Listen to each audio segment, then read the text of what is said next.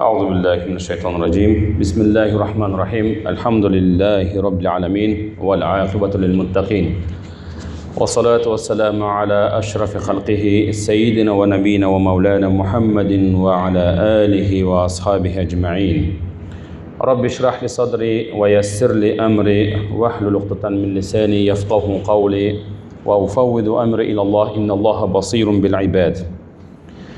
Мейірімді жана райымды жараткан Алла Тааланын менен баштайын. Чексиз мактоолор жараткан Алла Таалага, анын эң соңку пайгамбарыбыз Мухаммад саллаллаху алейхи ва салламга дуа салават болгон болсун. Ассаламу алейкум ва рахматуллахи ва баракатуху.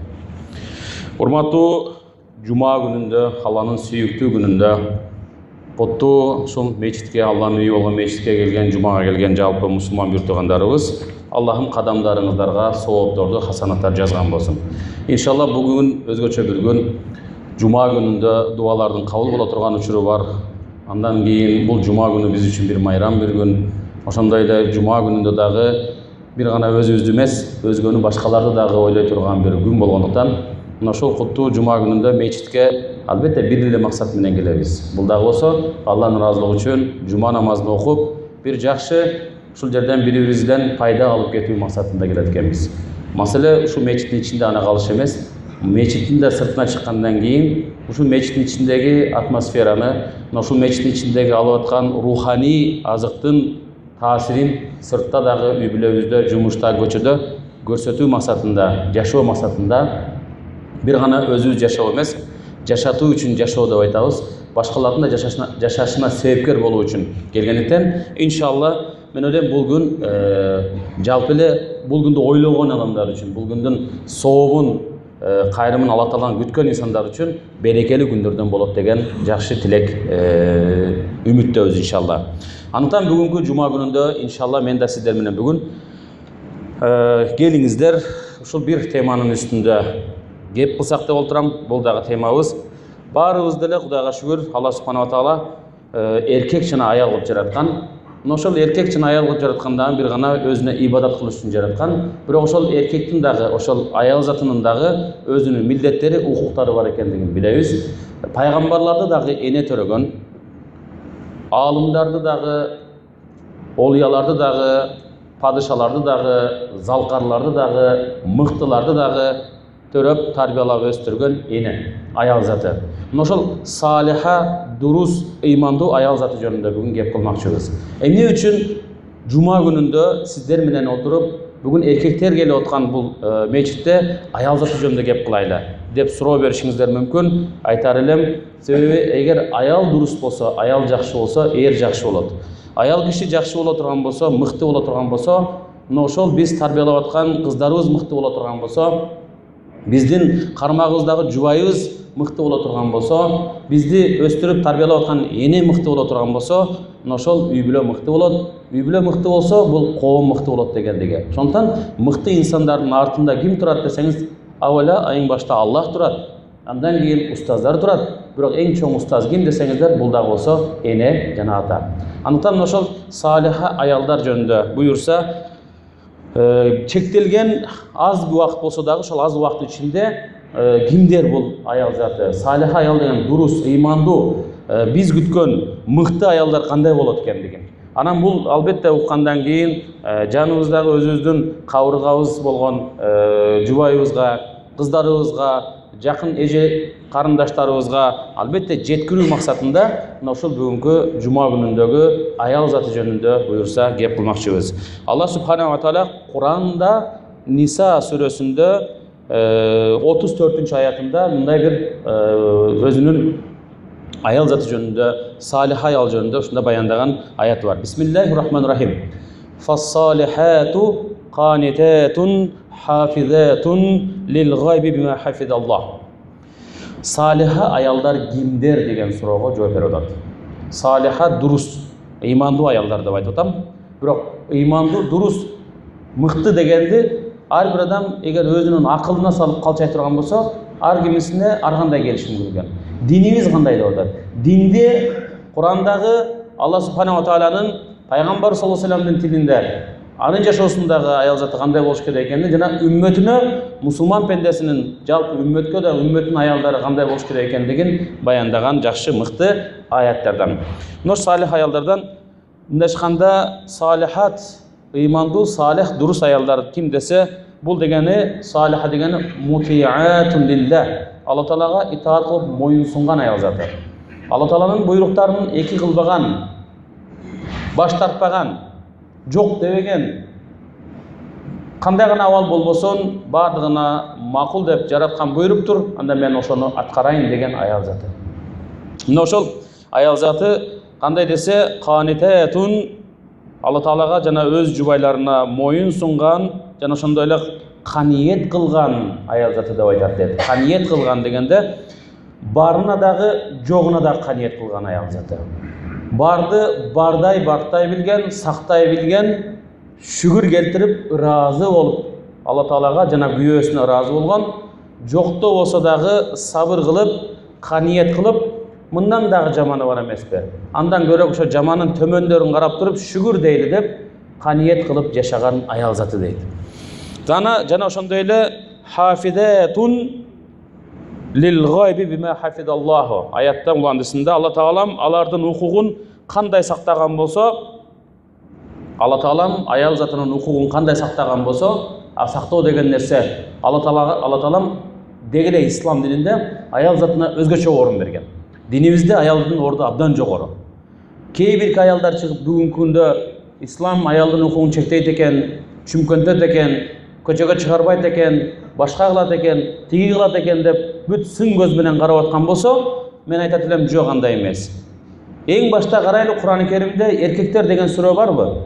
Жок. Кур'ан-ы Керимде ан-ниса деген, аялдар деген сүрө бар. Аялдардын укуктары, аялдардын милдеттери, аялдарга берген жеңилдиктер. Эркекке үй бүлөнүн башчысы катарында, үй бүлөнү кароо, материалдык жактан, моралдык жактан коргоо, бүтүндөй барын камсыз кылуу деген нерсенин бардыгы эркекке берилген. Кандай гана абал болбосун, намаз окуу эркектин мойнунда фарз экендигин айтабыз. Кандай гана абал болбосун. Эгерде тура албай калсак, жатып алып намаз окуганга чейин ооруп калган болсо, има ишарат менен жада калсак, эч жери кыймылдабай калса, ошондо дагы бирок аял затындачы кээ бирки оор күндөрү бар. Ай сайын келе турган алардын өзүнүн критикалык күндөрү бар. Мындай айтканда, кээ бир кимде айз, нифас деген күндөрү бар. Ошол учурларда жеңилдик берилген. Орозодон дагы, намаздан да жеңилдик кылынган. Аял заты бала төрөп эле чыгарып кое турган бир машина эмес. Бала төрөп бере тургандай эле бир фабрика эмес. Аял заты баланы Алла Таалам насип кылган болсо, төрөгөн болсо, керек болсо биздин Ханафи фикх эмесинде китептеринде дагы келген, мазхабдын китептеринде аалымдарыбыз айткан эмес боюнча, аял заты эгерде төрөгөн болсо, ал өзүнүн күйөөсүнө өмүрлүк жолдошум, балдарымдын атасы, мен мына баланы төрөдүм. Мына эми азыр бакканга бир жардамчы катары мага башка бир баланы багат, жардамчы болуп бага турган бирөөнү алып бактыр деген болсо дагы укугу бар дейт. Бирок эненин мээрими, биздин энелерибиз, биздин аял заты албетте ошентип койгон жери жок. Алар өтө айкөл, өтө мээримдүү аялдар. Алар эмне кылат? Өзүм багам дейт. Ошондон аялдардын укугун, милдеттерин айткан учурда абдан эле көп укук милдеттери бар экен, жеңилдиктер бар экендигин динибизде көрөбүз. Мына ошондой биремелерден алар дейт, Алла Таалам алардын укугун кандай сактаган болсо, аял заты салих аялдар ким десе, дурус, ыймандуу салих аялдар, алар өзүнүн жубайларынын, өзүнүн күйөөнүн жок кезде алардын да укугун тебелебей сактаган, намысын сактаган, анын таап келген байлыгын сактаган, балдарына тарбиясын берип, жакшынакай кылып туруп, аны көчөдө дагы, туугандарда дагы, элге дагы жаман жагын чыгарбастан, жакшы жагын көрсөтүп турган мыкты аял деп айтат дейт. Мына салих аял ошол. Мен бул нерсени айтып аткандан максат, урматтуу агайын туугандар, бүгүн 21-кылым. Кудайга шүгүр, колум жетем деген нерсенин баарына жетип атабыз. Ойлоп койгон нерсеге бат эле дүйнөнү кыдырып, дүйнөнүн ичинде бул бурчунан, тиги бурчуна бат эле барып келип атабыз. Өзүбүз денебиз менен барбасак дагы, акылыбыз менен, ой жүгүртүүбүз менен, мына телефон деген, интернет деген нерселер аркылуу кандай гана маалыматтарды каалабай, бардыгына кайсы жерде, кайсы мамлекетте кандай адамдар жашап атат, кандай шарттар бар экен деп шүгүр келтиргенге дагы, кээ ыраазы болуп, Аллага шүгүр келтирип, мактоолорду айтып, Ey Allah'ım, мен уйға сыйынбай, Құдайға шүкір, өзіңе улуу затқа сыйынып аткан турбаймынбы? Фаланча бир жерде Индияда адамдар уйға сыйынат экен. Керек болса адамдардын мүчөсүнө сыйынат экен. Құдайға шүкір андай болбой калман деп ибрат ала турган заманда жашап атабыз бүгүнкү күндө. Илгери бул нерселердин баары жок болчу да. Бирөөлөр айтып келчү, алдагы жомок катарында кабыл алынчу. Бүгүн аны көзүбүз менен көрүп жашап атабыз. Мына ошондой учурда, ушул аятта дурус салих аялдардын эки маанилүү сыпаттары баяндалды. Кандай десе, биринчиси аялдардын Алла Таала менен болгон байланышы өтө маанилүү. Салиха дурус аялдар дегенде Аллах менен болгон байланышы мыкты болгон аялдар деп атат. Келиңиздер, биз бүгүнкү күндө кээ бир учурларда аялыбыздан наразы болобуз. Арыздангандар да бар эркектерден. Билесиздер, айтып кетейин сиздерге сыр катарында. Урматтуу эркектер, урматтуу аталар, агалар, инелер, бир туугандар. Алла Таалам наалат кылат экен. Кандай пендесин, кандай мусулман пендесин десе, кечиндеси үйүндө жубайы менен болгон мамилени сыртка чыгып жайган эркекти Кудай Таалам наалат кылат, периштелерден наалат кылат экен. Үйдүн сыры керек болсо жубайыңыз менен болгон жеке мамиледеги, балким сиз көчөдөгүдөй, досторуңузда, туугандардын алдындагыдай, андан дагы бир аз бошураак турган мамилелерди балким сиздин ошол жата турган спальный комнатаңызда гана калыш керек дейт. Залга чыкканда, чоң мейманканага чыкканда меймандар угат, туугандар угат дейт. Балдардын комнатасына чыгып, уруш талашыңар, башкаңар, наразылыгыңар, же болсо бири-бириңерге болгон мамилеңердеги эркелешкен мамилеңердер чыга турган болсо, балдарыңар көрүп туура эмес мамиле алып коюшу мүмкүн дейт. Ошондон эмне кылыш керек экен? Аял менен эркектин ортосундагы махрам деп айтабыз, өзгөчө бир жер, сыр сактай турган эмеси өзүнүн жата турган канасы болот дейт. Ал өзгөчө көрүнгөн эркекке, көрүнгөн бейтаныш инсандарга көрсөтүлбөй турган жерлерден бирөөсү. Ошондой эле аял заты дагы биздин авратыбыз, мындай айтканда, биздин да башкалардын бардыгы эле көрө бериши ыраа көрүлбөгөн бир заттар. Андыктан аларды биз сакташыбыз керек экендиги, намысыбыз экендиги айтылат. Ошондон да мен жалпыңыздарга чакырып кетет элем. Келиңиздер, биз аларга нааразы болуштан мурда, менин аялым ушундай, менин аялым намаз окуп атат, менин аялым жолук салынбайт дегенден мурда биз аларга биринчи өзүбүз үлгү болойлу, андан кийин үлгү болуп туруп аларга үйрөтүүнүн, өзүм үйрөтө албасам үйрөтө турган аял заты бар бүгүнкү күндө. Жакшы себепкер кылган болсок, аял заты оңолсо, күйөө бат эле оңолот иншалла.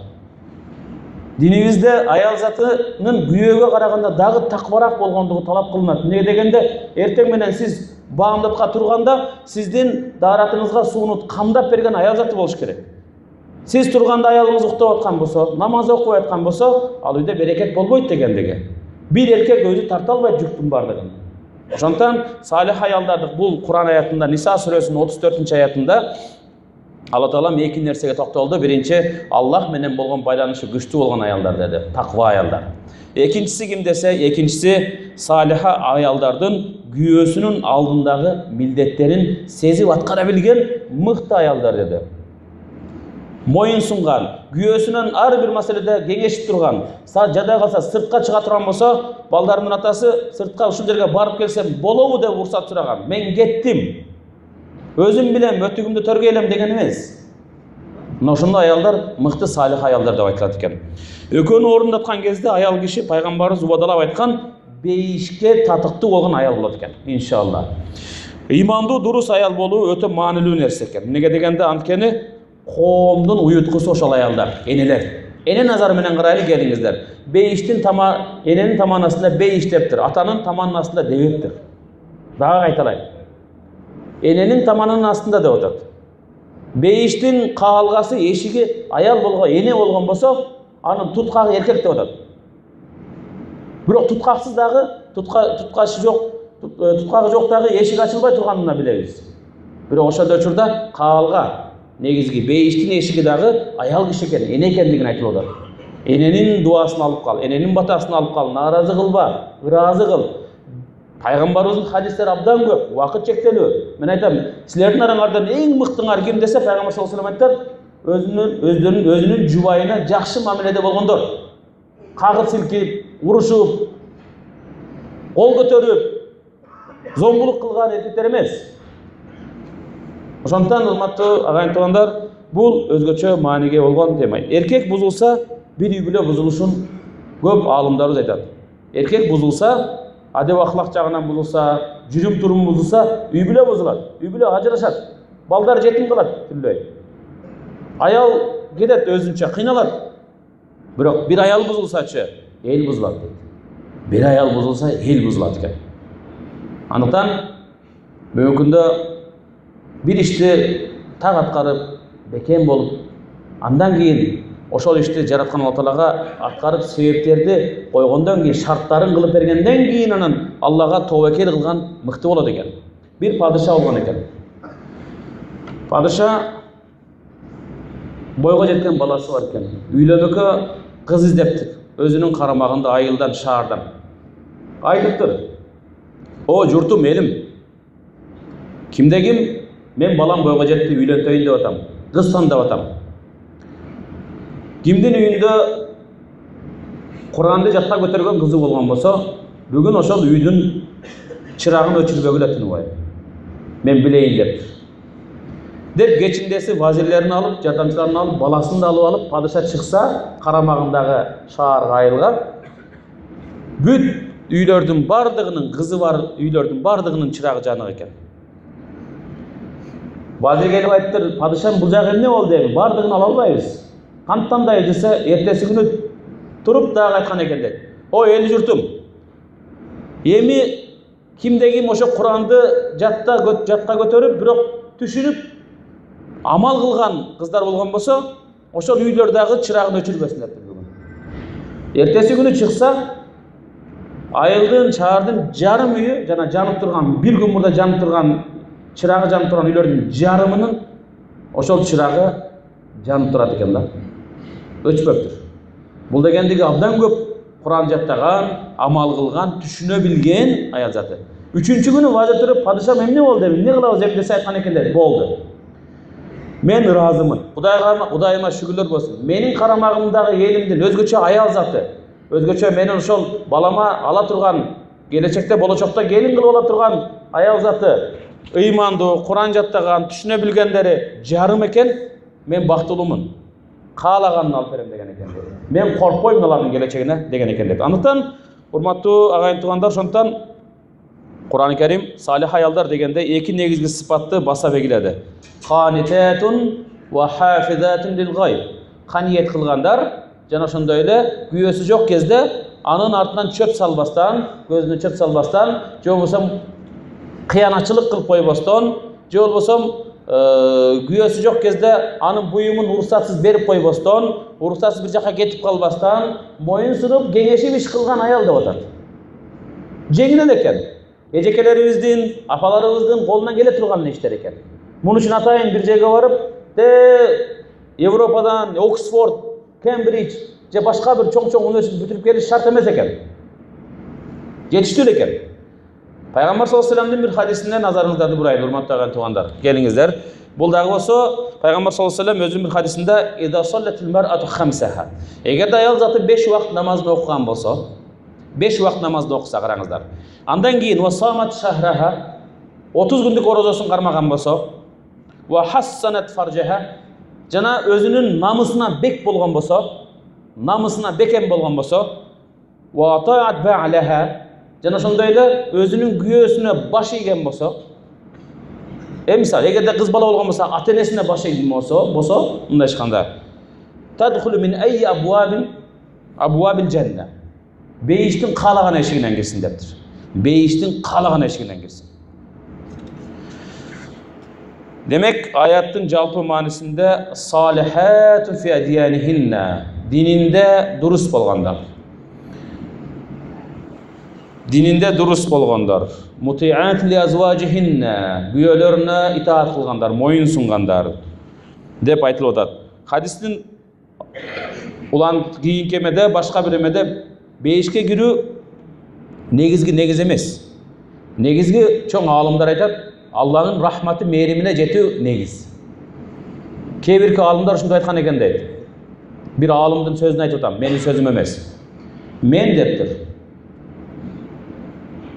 Бейиштин дагы неаматтарын мен арзулаган жокмун. Тозоктон да корккон жокмун. Мен негизги Алланын ыраазылыгын көздөдүм. Эгер Аллах ыраазы болгон болсо, мейли ал тозокко кирсе дагы менин көңүлүм ыраазы болот. Билемин Аллахым жаратканым улуу Алла Таалам ыраазы болгон болсо, мени сүйгөн болсо, эч качан тозогуна түшүрбөйт. Көрдүңүздөрбү? Маселени соодагердин ибадатындай кылбайлы кээ бир учурларда. Аллах, мен сага намаз окуп атам, менга бейишке кийрегөр. Бул соодагердин дейт бир дуасы дейт. Каалоосу, ниети дейт. Албетте бейишке кийирсин, тилек кылабыз, бирок дайым эле сурай бер. Аллах, мен сага намаз окуп атам, мына ораза кармап атам, мына Куранды жаттап бүттүм. Бейишиңе кир. Бейишиңе кириш үчүн гана кылып атам дей бериш болбойт экен. Кээ бир аалымдар айтканына караганда. Эмне деп атат? Алла Тааланын ыраазылыгын көздө, Алланын рахмат, мээримин көздөсөң деп атат. Ошондон бир окуяда болгон эле эме жакынкы аралыкта бир канча адамдар топтолуп калып, кайсы бир мамлекетте, мусулман мамлекетинде бир 15ке жакын төбөлдөр деп айтабыз, төбөлдөрү профессор, академик жана башка мыктылары чогулуп калып сүйлөшүп атат экен да. Ой, профессор экен, сен академик экенсиң, сен мыкты экенсиң, сен момундай экенсиң, сен чемпион экенсиң. Атаң ким болгон? Десе айтат экен, менин атам дыйкан, менин атам чабан, менин атам жөнөкөй эле үйдө пенсионер, менин атам өмүр бою жөн эле ушул бизди багам деп эле байкуш жалданмай ишчи болуп жүрдү. Бирөөсүнүн да атасы академик эмес экен, бирөөсүнүн да атасы профессор эмес экен, бирөөсүнүн да атасы президент же падыша эмес экен. Мына жерден сурасам дагы көпчүлүгүңүз айтасыздар, менин атам пенсионер, менин атам дыйканчы, менин атам малчы, мал багып өскөн, ушул мени ошентип эле 11 баланы, 10 баланы, 9 баланы, 5 баланы бизди тарбиялап өстүрдү дейсиз, бирок сиз мыкты абалга жетип атасыз. Сонун экен дептир, машалла. Эми сурайын дептир, келиңиздер сурайын да. Урматтуу академик агай, сиздин балаңыз ким? Кандай балаңыз? Сиздин балаңыз да уже профессор болоюн деп калса этсе, атасынын көр деген экен дейт. Менин балам наркоман болуп кетти. Менин балам алкаш. Менин балам билбем көчө баласы болуп кетти. Же сабак окубайт, же университет окуган жок. Кандай болуп калды? Академиктин атасы дыйкан, баласы наркоман. Профессордун атасы чабан, баласы түрмөдө отурат. Болобу ушундай дептир. Десе бирактан бирөө чыгып мугалим экен, бирөөнүн гана атасы мугалим экен, бирөөсүнүн эле атасы мугалим экен. Мен бир нерсе айтайын дептир. Мунун сыры башкада деген экен. Аталар таң калып атат, эркектер болуп башы ооруп атат. Неге мындай болуп калды деп атат. Атабыз жөнөкөй эле адам, бирок биз мыкты адам болуп чыктык коомдо. Бирок биздин балдарыбыз жакшы адам болбойт атат. Ошондо жанагы эмеден мугалим болгон айтат экен дейт. Мунун сыры жөн эле. Менин бир чоң энем бар эле. Чоң энем мыкты тамак жасайт эле. Апама караганда да мыкты жасайт. Чоң энем колунда өстүм эле мен. Чоң энемден бир күн сурадым дейт. Чоң эне, неге сенин тамагың апамыкына, менин келинчегимкине караганда даамдуу болот деп сурадым дейт. Десем, балам деди дейт. Эми мени бир жолу да көрдүңбү, балам? Дайыма тамакка келгенде дааратсыз келгенимди көрдүңбү деген экен дейт. Мен ар бир тамакты жасаганда даарат алып жасайм. Ар бир тамагымды даарат алып жасайм. Зикир менен жасайм, дуа менен жасайм тамагымды. Өзүмдүн чын дилден келген, чын жүрөктөн келген ихлас сезимимди коюп жасаймын. Анан ал тамак даамдуу болбой, Алланын каалоосу менен. Анан кандай даамдуу болсун деген экен дейт. Ошондуктан урматтуу агайын туугандар, биз эне өтө маанилүү. Бир киши ибадаттын артынан намаз окуйт экен, эркек киши. Үй бүлөлүү. Анан күндүзү жылдыз көрөт экен да. Машалла дептир, мен намаз окуп атам, ораза кармап атам, арамга барбайм, арак ичпейм, бирөөнү алдабайм, жебейм, ажыга барып келгем, машалла, Аллах берет десе берет экен, керемет болуп, олия болуп калган турбайм дептир. Күндүзү жылдыз көрүп калыптыр. Күндүзү жылдыз көрүнбөйт го негизи. Деп анан үйүнө барып айтыптыр, кемпир, аялым, балдардын энеси, мен ушул күндүзү жылдыз көрө турган болуп калдым бе? Шүгүр элхамдулилlah, ушу ибадатым күчтүү да, ихласым, ушу мээнетим күчтүү. Ошонун аркасынан Аллах мага берди дептир. Десе, жөнөкөй карапайым эне мындай деген дейт. Балдарымдын атасы, балким ошондой биздин да салым болуп жүрбөсүн дейт экен акырын. Койчу, сенин эмне салымың болот эле? Эмне салымың болмак эле сен? Кухнядан чыкпасаң дептир, үйдөн чыкпасаң, сен мага эмне салым кошуп атат элең деп текебеленет экен бир аз. Ошол эртеси күнү эле чыгып, күндүз караса жылдыз көрүнбөй калыптыр кишиге. Анан келип кайра таң калат экен да, кемпир ушундай болуп калды, бүгүн көрбөй калдым жылдыз дептир. Керемет, токтоду. Десе, ошол күндөн баштап аялы дагы күндө бир идишти 5-6 жолудан, 7 жолдан жуйт экен да, ушул эме кир болбосун деп. Тамакты ушундай даарат менен зикир дуалар менен жасачу экен. Ошо күнү кичине таарынтып койгон экен, аялы эртең менен бир эле жолу жууп туруп идишти. Тамакты деле бисмилла дебей эле мындай эле жасап коюптур да. Ошону жеп чыккан экен, күндүзү жылдыз көрүнбөй калды. Сырын көрдүңүздөр да мунун артындагы нерсени. Ким турат? Ошондон урматтуу агайын туугандар, келиңиздер. Биздин дагы артыбызда эң башта Аллахым. Албетте динибиздин баалуулуктары.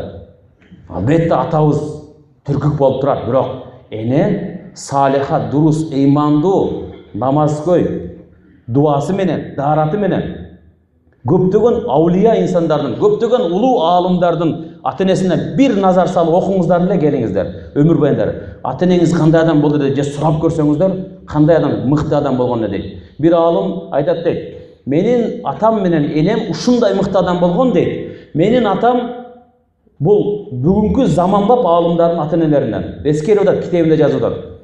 Мал кайтарып, малчы эле дейт. Мал кайтарып келатканда малдын, уйлардын баягы эмесине мындай материалдан материал тигип, торбо коюп койчу экен. Кошуналардын тигинин мунун чөбүн жеп койбосун, акысына кирип калабыз деп. Атасынын такыбалыгын караңыздар.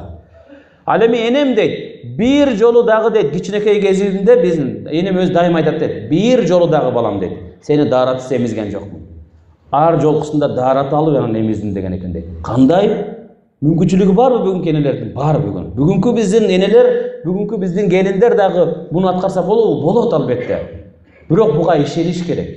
Ошондуктан бүгүнкү күндө коомду оңдойбуз десек, келиңиздер биз эң башта өзүбүздө, бирок өзүбүздүн дагы башында, башатында жакшынакай болуп бизге жардамчы болуп турган энелер, карындаштарыбыз, эжелерибиз, кыздарыбыз, жубайларыбыз турат бүгүнкү күндө. Алардын ыйманы өтө маанилүү экен. Ошондуктан урматтуу агайын туугандар, жыйынтыктап келип айтайын азыр иншалла. Пайгамбар саллаллаху алейхи вассалам бир хадисинде мындай айтат. Мен разакахуллаху имраатан салиха. Кимге Алла таалам салих ыймандуу аялды туш кылган болсо, ырыскандырган болсо, эми тагдырында ушуна насип кылды, салиха ыймандуу аял туш келип калган болсо, факат а'анаху ала шатр динихи. Ошол эркекке Алла таалам дининин жарымын жардам бериптир дейт. Ыймандуу аялды алган болсоңуз, диниңиздин жарымын куткарыптыр сиздар. Фалияттакиллаха фил бaqi. Анда ошол эркек дининин жарымына такыбалык кылып өз аракет кылсын дейт. Көрдүңүздөрбү, урматтуу агайын туугандар? Жакшы дурус аял. Балдар өзгөчө аталарга айтам. Балдарыңыздарды үйлөнтөрдө ата-эне катарында тандап бериңиздер. Жакшы жердин, тектүү жердин кызын, ыймандуу, ыйманын карап туруп алуу. Сулуулугун эле эмес, байлыгын эле эмес, ыйманына карап алууну. Өзүбүз өзгөчө жаштар, үйлөнө турган жаштардагы, үйлөнө турган өзүңдүн жарымыңды издеген учурда кандай критерийди коюп атасың? Не деген нерселерди коюп атасың өзүнчө? Өзгөчө ошону ойлонуш керек. Ыймандуу, намазкан, сырткы келбетине карап эле эмес, жолук салса эле эмес, маселанын такыбалыгына дагы, ата-энесине дагы, энеси кандай зат экендигине дагы иликтеп туруп анан үйлөнүү. Себеби биз бүгүн тукумду, биздин элибизди жаңыртышыбыз керек, жакшы жагына жаңыртышыбыз керек. Биз тукумду, тектүү элдерден болушту каалаган болсок, мусулман калкы катарында үммөт болууну каалаган болсок, келиңиздер көп балалуу болойлу, бирок сапаттуу балдарды төлөй турган энелерди алып дүнө керек. Ошондуктан бир аалымга бир эне баласын алып келип, 3 айлык баласын алып келип, менин баламды тарбиялап бериңизчи, бир дуа же башка эме кылыңызчы десе, кеч калдың деген экен дейт. Билесиздер бул окуяны. Эмнеге десе, курсагыңдагы бар кезде, түшө элек кезде бир киши алып келип атат да, сен жубайды тандай элек кезде келишиң керек болчу деп айткан экен. Ошондуктан Алла субханаху ва таала аял киши албетте намаз окушу мүмкүн, ороза кармашы мүмкүн, бүгүн жолуп да салышы мүмкүн. Бирок ал деген нерсе анын өтө таква экендигинин дали эмес. Сахабалар кантип билесиздерби? Сахабалардын жубайлары мыкты адамдар болгон экен. Алла разы болсун, пайгамбарыбыздын жолдош сахабалардын жубайлары өзүнүн күйөөлөрүн жумушка узатарда мынтип узатчу экен. Ой, менин кожоюнум, менин балдарымдын атасы, эсен аман барып келиңиз. Эртең менен күндө чыгарарда. Эсен аман барып келиңиз, Аллага аманат. Сиз адалдан ырыскы таап келиңиз. Сиз эгерде адалдан ырыскы таап келбесеңиз, ачкалыкка чыдайбыз. Бирок арамдан ырыскы таап, арам жол менен таап келе турган болсоңуз, тозоктун отуна чыдабайбыз деген экен дейт. Ошого бекем турган энелер болгондуктан бүгүн ислам дини Кыргызстанга чейин, тиги тоонун башына чейин башка мамлекеттерге токойго, кайсы жакка, Африкага болобу, Австралияга бүт бар жакка жетип олтурат. Эмнеге? Ошондой мыкты энелердин дагы берекети дуасы менен. Эненин дуасы, эненин жалбаруусу, көчөгө чыгып алып балким жихад кылып илгери согуштарга катышпаса дагы күчтүү дубалары менен, такыбалыктары менен, керек болгон болсо эркектердин да ашууда турганда кээде жоомарттуулугу менен өрнөк болгон энелерибиз бар экен. Мен да ойлойм, бүгүн да биздин элибизде ушундай энелерибиз жок эмес, бар. Уучубуз кур эмес. Анас ибн Маликтин энеси бүт Табук сапарына чыгып мусулмандар муктаж болуп калган учурда көздөрү чачырап, эмне болсун алып келгиле дегенде, кимиси акчасын, кимиси нанын, кимиси жылкысын, кимиси куралын алып келип аткан учурда Анас ибн Малик деген сахабанын энеси 10 жашар баласын алып келип пайгамбар саллаллаху алейхи вассаламга тапшырды. Я Расулуллах, менин берерге эч нерсем жок. Бир гана ушул уулум бар, ушул уулумду сага бердим деген. Пайгамбардын жанында 10 жыл кызмат кылдым дейт. Бир жолда урушкан жок. Эненин жоомарттуулугу, көрөгөчтүгү алдын ала пайгамбарга өзүнүн уулун тапшырып берди. 10 жыл пайгамбардын кызматында болдум. Акырында пайгамбар саллаллаху алейхи вассалам жакшы дуасын берип мени үйүнөн чыгарды дейт. Бойго жеткенден кийин. Анас депти, үч эле дуа бериптир. Аллахым сенин ырыскыңды кенен кылган болсун. Өмүрүңдү берекелүү узун кылган болсун. Жана ошондой эле көп бала бакыралуу болгун депти. Чындап эле муну көрдүм. 90-100ге чыгып өттү. 130га жакын балалуу неберелүү болду. Ошол менен катар эле ырыскысы ушунчалык кенен болду, өмүрү да узун болду. Эми караңыздар, ошонун бардыгы эненин аракети менен болду. Эненин мээрими, салиха аял. Ошондон бүгүнкү темабызды дагы иншалла жыйынтыктап жатып, мен да силерге чындыгында эскертүү катарында да айтып кетейин, өзүмдүн нафсиме, баарыңыздарга дагы. Kur'an-ı Kerim'de Tagabun degen süre var. At-Tagabun degen sürenin 15. ayetinde Allah Subhanahu ve Teala mundayca bayandaydı. Bismillahirrahmanirrahim. İnnemâ amvâlekum ve avlâdekum fitnetun vallahu indehu ecrun azim. Çındığında başka bir ayetinde Ya eyyühellezine amenu inne min azvacikum ve avlâdikum aduvan lekum fahzuruhum. Naşkanda fahzuruhum. Çındığında baylığınlar, bala bakranlar, Жубайыңар керек болса фитна. Азгырык. Сиз менен бизди тозокко да жетелеп коюшу мүмкүн. Сиз менен бизди бейишке да жетелеши мүмкүн. Ашыкча мүмкүнчүлүгүнөн сырткаркы нерселерди талап кыла берип, сизди тозокко, бизди тозокко жетелеп коюшу мүмкүн. Муну алып бересиң, тигини алып бересиң, тойго барат элем, бир көйнөктү кийип жүрө беремби? Алтын тагынчак, тигини, омуну баланчанын үйү 2 этаж экен, меники 1 этаж, тикүнчөнүн машинеси джип экен, сеники жөнөкөй. Ушундай эле болмок беле, деп олтуруп, кулак чыгып отуруп, койчу ушунун кулагын оозун басайынчы деп туруп, арамга барып, башкага барып отуруп, адам баласы эркек киши болот экен, туура эмес жолдорго кирип кетип калышы мүмкүн. Абайлагыла. Балдар да ошондой болуп калышы мүмкүн экен. Ошондон биз мыкты муунду тарбиялайлы, келиңиздер. Келиңиздер, жардам бериңиздер. Бири-бирибизге жардам берейли. Өзүбүзгө, эң башта нафсибизге эмне кылайлы? Ыйман жагына жардам берейли. Эң анын да эң баштапкы эмеси өзүбүздүн жарымыбыз болгон, кабыргабыздан жараткан Алла Таалам жараткан аял затынын мыкты ыймандуу болушуна эмелайт. Кимдин 3 кызы болсо, жакшы тарбиялап өстүрсө, кайсы бир араңыздарда буюрса бейиш иншалла гарантия. Сахабалардан бирөөлөр 2 кызым болсочу, 2 кызыңыз болсо тарбиялап өстүрсөңүз дагы буюрса бейиш гарантия. Бирөөсү туруп айтты, я Расулулла, менин бир эле кызым бар. Бир кызымды тарбиялап өстүрсөмчү, караңыз, келечектеги бир эне, салиха аялды тарбиялоо. Десе бир кызын тарбиялап өстүргөн, ыймандуу кылып өстүргөн, жакшынакай бойго жеткенден турмушка берген эркек киши дагы буюрса бейишке кирет деген экен. Андыктан буюрса мына ошол жакшылыктар, убадалардын баардыгы сиздерге болсун. Алла Таалам бүгүнкү жума күнүңүздөрдү куттуу кылган болсун. Буюрса, бул тема өзү өтө узун бир тема. Айтып отурса, сааттап айтсак болот, бирок биз өзөгүн түшүнөлү. Бизге бүгүн ыймандуу эркектер жана ыймандуу аял заты керек. Биздин коомду оңой турган акча эмес, биздин коомду оңдой турган тиги бул эмес, биздин коомду оңдой турган ыймандуу аял заты, ыймандуу эркектер. Өзгөчө аял заты. Такварак болсун десеңиздер, келиңиздер анда бүгүнкүдөн фундаментин коюп, кыздарыбызды тарбиялайлы. Кур'ан үйрөтүңүздөр кыздарыңыздарга. Келиңиздер бойго жеткенге чейин өздөрү эле жолук салып калат. Өздөрү эле намаз окуп калган болсо, кандай сонун ошо кыз ошо тарбияны чоңоюп, адалдан жеп чоңойгон болсо, эртең бирөөгө бүлөө болуп кетет. Кеткенден кийин кандай мыкты эне боло турган болсо, жанагындай мыкты аулияларды, профессорларды, мыкты соодагерлерди, имамдарды, шейхтерди, жана ничендеген устаздарды төрөп тарбиялап өстүрөт деген жакшы тилектейбиз. Амин. Алхамдулилlah, ва салату ва саламу аля расулилlah. Аллах субханаху ва таала бүгүнкү айтылган кептерге амал кылган инсандардын катарында кылган болсун. Куттуу жума күнүн баарыбызга берекелүү күндөрдөн кылган болсун. Алла таалам ушул жерге келип кадам басып келген ар бириңиздерден Алла таалам өзү ыраазы болгон болсун. Кимиңиздердин кандай гана ар бирибиздин өзүбүздүн муктаждыктарыбыз барды, дүнүйөлүк, ахиреттик. Алла таалам ошону эгерде биз үчүн хайырдуу, жакшы болгон болсо, орундаткан болсун. Роббана атина фид дунья хасана ва фил ахирати хасанатан ва кина азабан нар. Бирахматика архамар рахимин. Амин.